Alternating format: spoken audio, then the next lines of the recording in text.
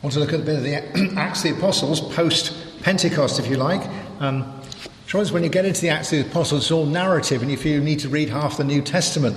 It doesn't work so well with just a few verses. But picking up the passage where Peter has been, had that vision of all the animals in the sheet, showing him that he needs to go to the Gentiles. He goes to Cornelius, and the Gentiles, all the family, receive the Holy Spirit halfway through the sermon. It's great. He then gets bawled out by the Jerusalem church, and so he goes back and he makes a speech and says, look, this is what happened if God is doing this. And I just want to read just a very few verses out of the middle of that as an introduction from Acts 11:15, because it's a great example of how he speaks about the Trinity, God in his three persons, because Trinity doesn't appear in the Bible at all, and yet you can see how it's working. Acts 11:15, and he's saying, recounting, when I began to speak, the Holy Spirit came down on them, just as on us at the beginning. Then I remembered what the Lord had said, John baptized with water, but you will be baptized with the Holy Spirit. It is clear that God gave those Gentiles the same gift that he gave us when we believed in the Lord Jesus Christ. Who was I then to try and stop God? And this is a real turning point, and a great growth from the church here comes, and then Peter is thrown into jail. And it's this story about God getting him out of jail that we can return to this morning, which is from Acts 12. About this time, King Herod began to persecute some members of the church. He had James, the brother of John, put to death by the sword. When he saw that this pleased the Jews, he went on to arrest Peter.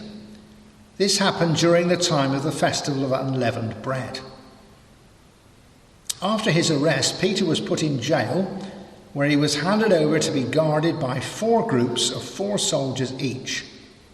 Herod planned to put him on trial in public after the Passover. So Peter was kept in jail, but the people of the church were praying earnestly to God for him. The night before Herod was going to bring him out to the people, Peter was sleeping between 2 guards. He was tied with 2 chains, and there were guards on duty at the prison gate. Suddenly an angel of the Lord stood there, and a light shone in the cell. The angel shook Peter by the shoulder, woke him up and said, "Hurry, get up." And at once the chains fell off Peter's hands.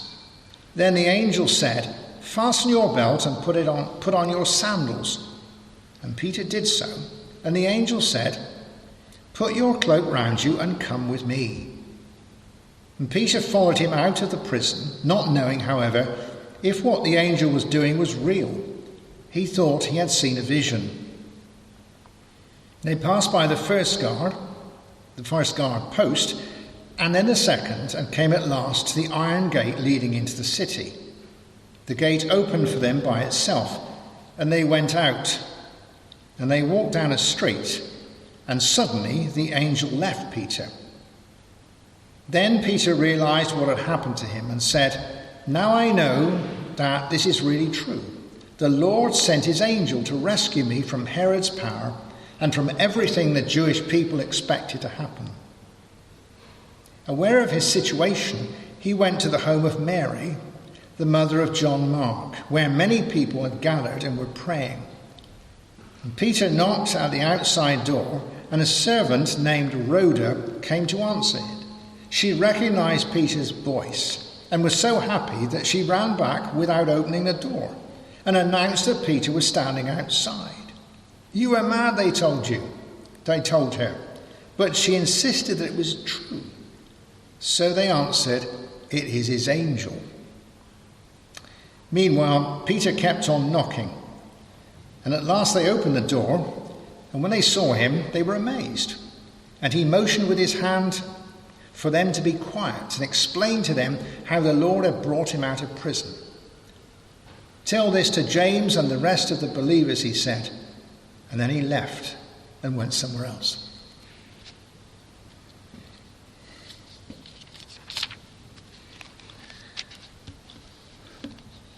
This is you'll know this story very well, but this is a great example of God in all his fullness doing a great miracle and bringing Peter out of jail. You may feel this morning, well, it's just a great story, it's a great something to look at, but it's not quite where I am. Just reflect a moment on Peter's situation. He's chained up, high security prison for those days, extra guards, can't move, can't get out, tied down, imprisoned, if you like. He's tied down by the will of the authorities. The authorities have it in for him, and so they put him there. That's it. That's the political will. He's also tied down by the system. All those guards, they told him to guard. They'd have guarded anybody. Just stand there and don't let him go. So they're all there, just doing their job, as you say. They would have chained up anything, really. But also he's enslaved by the chains and the walls and the iron gate. It was a big thing to have an iron gate in those days. The circumstances tie him down. He is circumscribed. He can't move anywhere. He can't go anywhere. He is imprisoned by those sort of circumstances. If you reflect on that, though, in our modern day, we don't have that drama at the moment. But you'll all be tied down in one way or another. We all have external circumstances which tend to tie us down. And, it could be, and this will grow, that the state and the politically correct and all this sort of thing will begin to tie down what we can say and what we can do and all that sort of thing. And the system, you'll find you're tied down by the system, whether it's the tax system or whether it's the NHS or whatever it might be.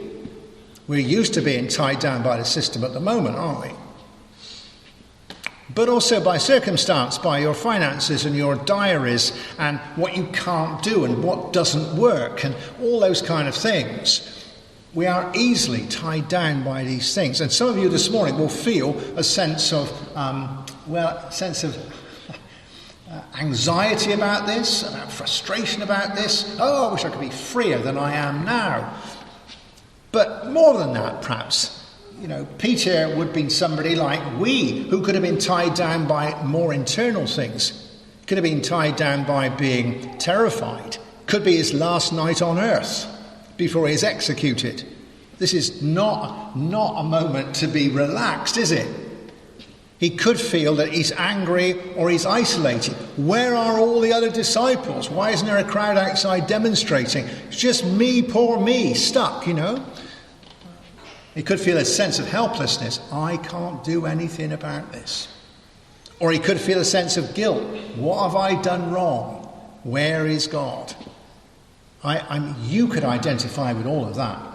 At times you feel, me, poor me.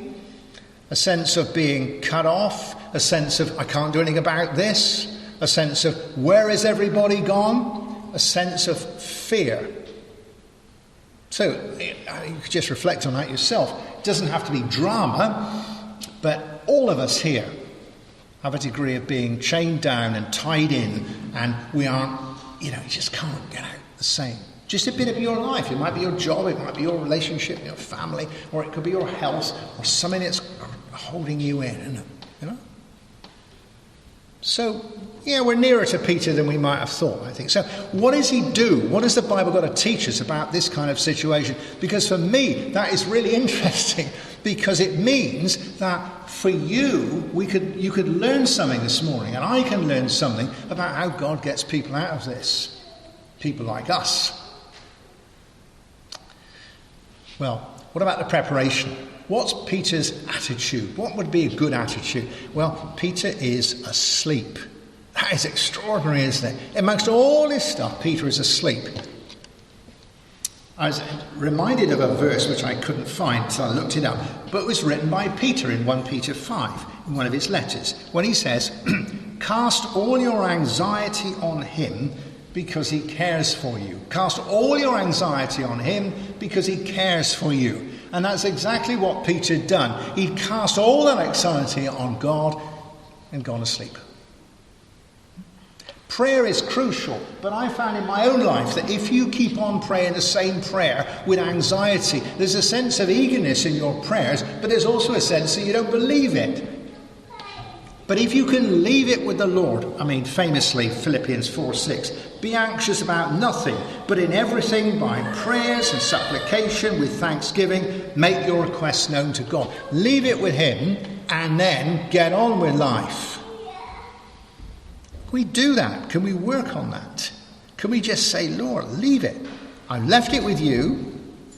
And I'm practicing this at the moment, actually. I've left it with you and I'll get on. And then you can get on with doing what you need to do and God can go on blessing you. The thing that Peter needs, if it's going to be a difficult day, which it looks like it, he needs to rest. He needs the energy. You, though, you could be released. God is on the case. Well, you might sleep rather than just being anxious.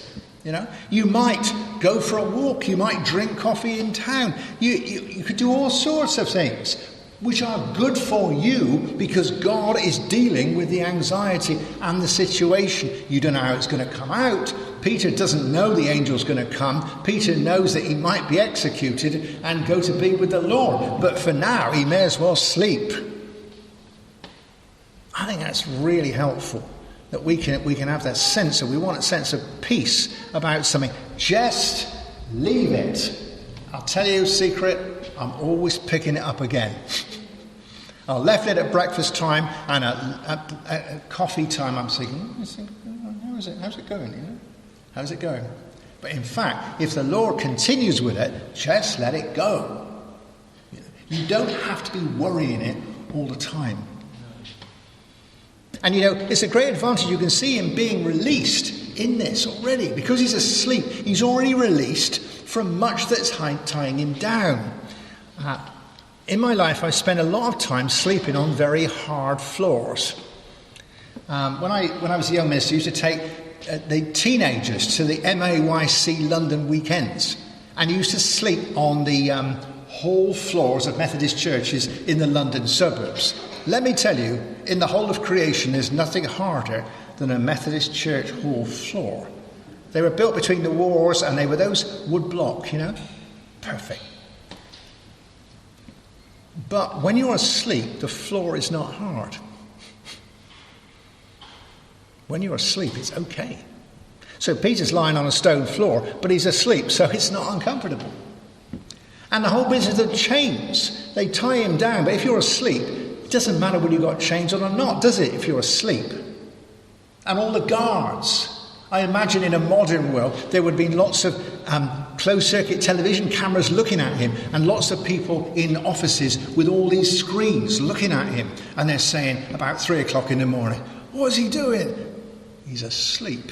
We wish we were asleep. In other words, it's kind of, he's been sort of, what he's doing is completely negated all they're doing. You can't get at somebody who's asleep, really. So he's released. And I see the devil's like this. He can't get at you if you're at peace. It's not me, mate. The Lord has got this, That sense that I think that's great. Alongside that, the rest of the church are praying. What a great picture of the fellowship of the church. Whether it's you and a prayer partner or a prayer triplet or your home group, when you are stressed, when you are in difficulty, you can share it with them. Then you may need to just leave it with the Lord. But they don't need to leave it with the Lord. They're not in jail. It's not their stress. It's not their problem. It's not their illness. They can pray without ceasing for you. In a few weeks' time, it might be one of them. This is great. Peter is asleep and the church are praying. We need to be thinking about that. Let us not think, oh Lord, I'm glad it's not me. But let us get down and pray for one another when it comes to this. And as we can see at the end of the story, they are praying, their prayers are answered, but they were not full of faith. When Peter is released and turns up, they don't believe it's him. So it wasn't perfect faith. It's not one of those churches where everybody believes everything, I just see this a real picture of believe what you can. What's it? Lord, I believe, help thou my unbelief. Make the best of it. Pray the best you can. Don't feel you've got to be perfectly spiritual for God to answer you. When you're in a hole, God is not turning your life into a spiritual assault course. He doesn't say, I can't help because there's a 5% problem here. God has a heart to save us, a heart to care for us. I don't know if Peter was asleep or he opened one eye from time to time. It didn't disqualify him from the angel turning up. They didn't believe it really, but they hoped they could believe it. They were praying in hope, and God answered their prayers. I think that's very encouraging. So he's asleep and they're praying, and then there is an intervention. I had to smile how loath commentators are to talk about miracles when they're talking about the Bible. And the commentator I read on the Acts of the Apostles in this passage takes far longer to discuss the political situation relating to Herod than he does about the miracle. It's a kind of the elephant in the room. And when he writes it, sometimes have a sermon, I'll tell you all about the significance without mentioning the miracle. Actually, without the angel and the miracle, there isn't a story, is it? Peter was in jail and he followed James and was executed. End of story. So God intervenes. It doesn't have to be drama, but it is specific. And we see the Godhead focused on this point to intervene and change the situation and move the furniture of Peter's world. I think you can see the Godhead here. The Father has a purpose, a full purpose. The purpose is that Peter should be the foundation of the church. You are Peter, the rock on which I will build my church. The Father has a huge purpose here. And yet the Spirit comes and acts in power to touch things. The guards are made asleep and the chains fall off and the doors open. There are physical miracles going on here, and the Spirit works in power. But also, you feel the God the Son works with a personable way by sending, as Peter says, his angel in a very personal way. And it's not just a matter of power and a light and the doors open, but the angel comes and taps him on the shoulder, shows he was far asleep, taps him on the shoulder and says, "Get up." Treats him like a small child that's just waking up, wake up, he says. Come on, get up, he says. And now look, put on your shoes and put on your cloak and put on your belt and follow me. And so he in a very loving way, he cares for him. He brings him he wakes him up and he walks through the whole thing with him. That is a great picture of the fullness of God. That there is a great divine purpose, there is the power to change things, but there's the personal sense of walking you through it. And where you've got a problem this morning that you need, Lord, I need some freedom, I need to be released from this. God has a purpose, but he will put power into the situation, but also he will walk you through it. It's a tremendous view there of the Trinity working for Peter and working for us. Now, when that happens, it could be only a small thing. It could be something that's worrying you about Tuesday. It could be toothache. It could be your bank balance. It could be new visitors, or it might be worry about what's going to happen, with lockup or lockdown or whatever it is. I don't know. It's just that your little thing, your little place. And God, you've rested it with God, and you just want to see when he begins to intervene with a power, but also to talk you through it. And that's very encouraging. How would you respond? How does Peter respond? Well, he says, get up. So Peter gets up. You need to make a move, don't you? And when he got up, all the chains fell off. This is familiar in the New Testament. Receiving the answer to your prayers by making a small move in faith. Get up, and the chains fell off. My late uncle was blind, and he had a guide dog. And they used to worship with my aunt at Methodist Chapel. And when we were on holiday, we went there. The guide dog's a great dog, great big Labrador, but very bright. So the dog would come in, and they used to sit near the back with all the Braille hymn books, about 25 volumes of them, And the dog would sit down and go to sleep. Very wise. But anyway, the dog would go to sleep, you see, and then the real problem came when this was in the sort of 70s, when some of the so-called progressive ministers, at the end of the intercessions, halfway through the service, they finished the intercessions with a benediction. The dog knew all about benedictions. It's the end, he thought. He would get up. Now, a guide dog getting up and shaking itself is a big Labrador, but it's got all this kit on. It's like a rag and bone man.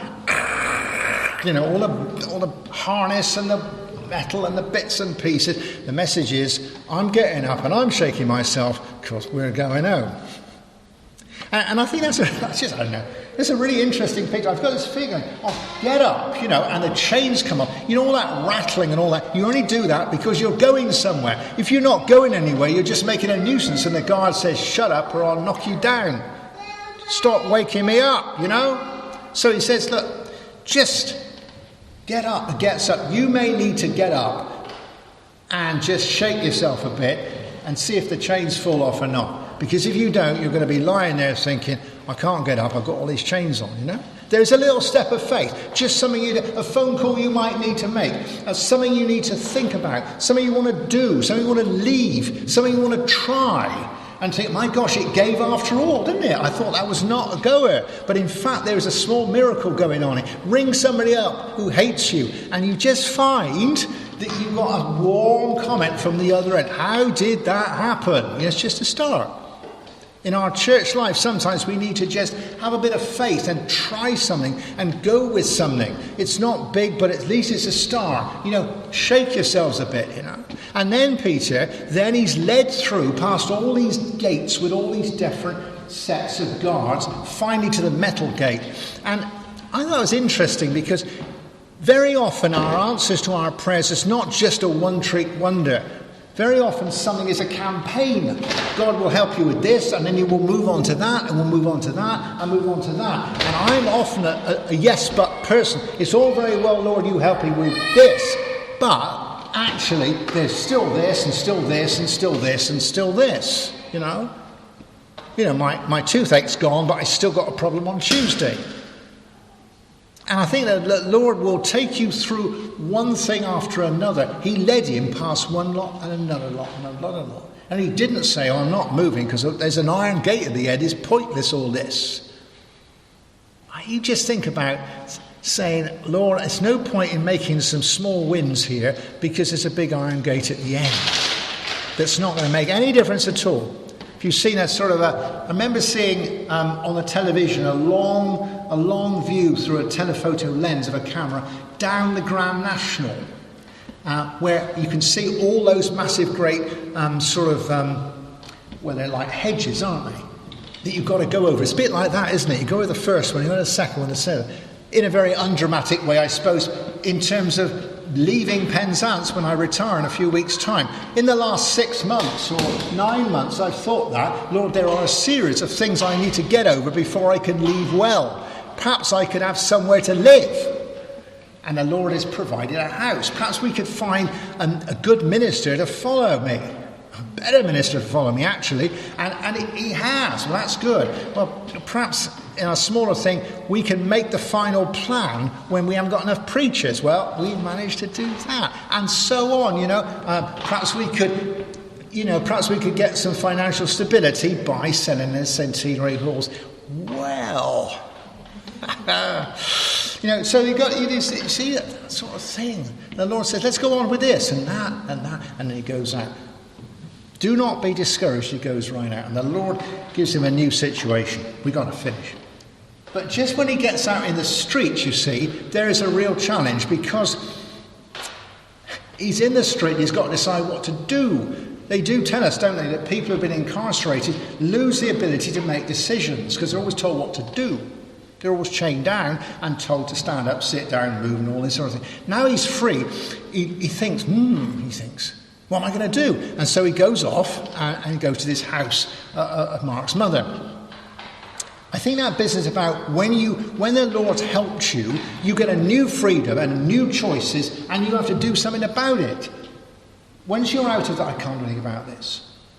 So if you've been really unwell and you get better, so what are you going to do with all the time you now have when you're not ill?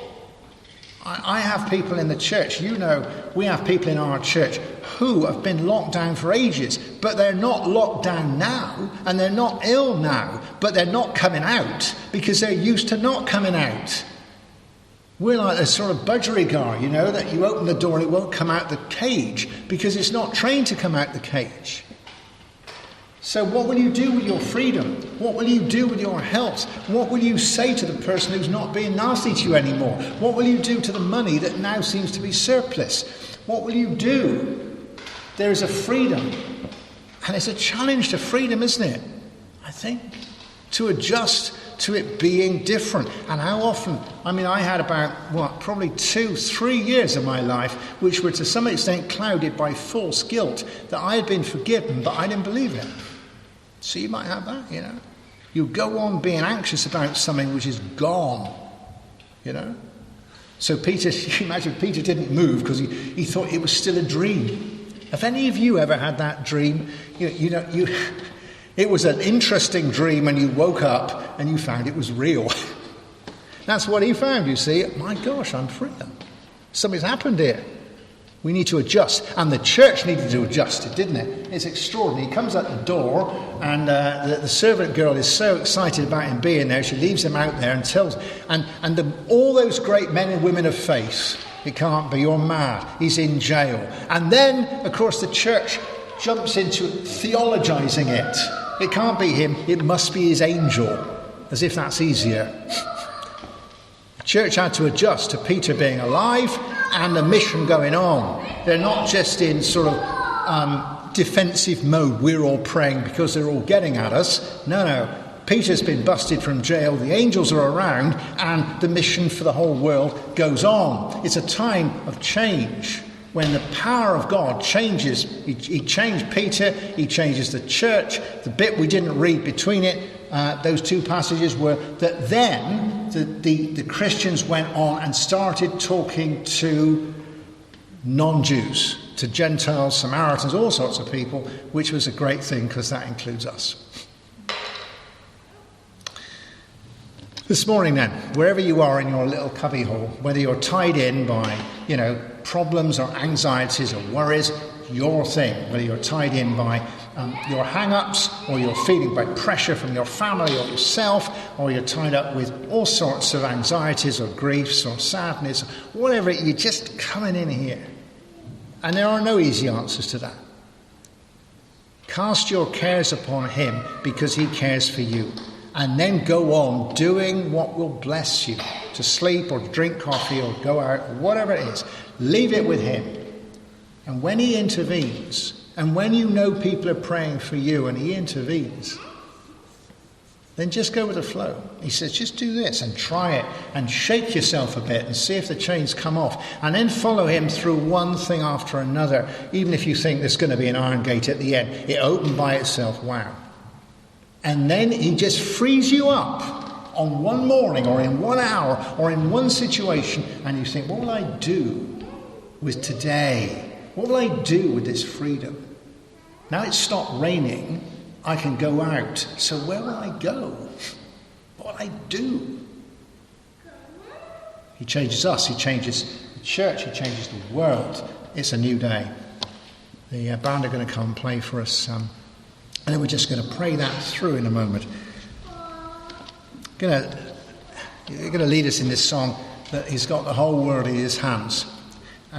We say he's always got the whole world in his hands. I reckon that Peter was much more confident about the angel when he was in the street than when he was in the jail. And you will see this with hindsight. It is not easy to see from the inside. But we learn and we share with one another. And we grow, and we think then, I'm in another hole.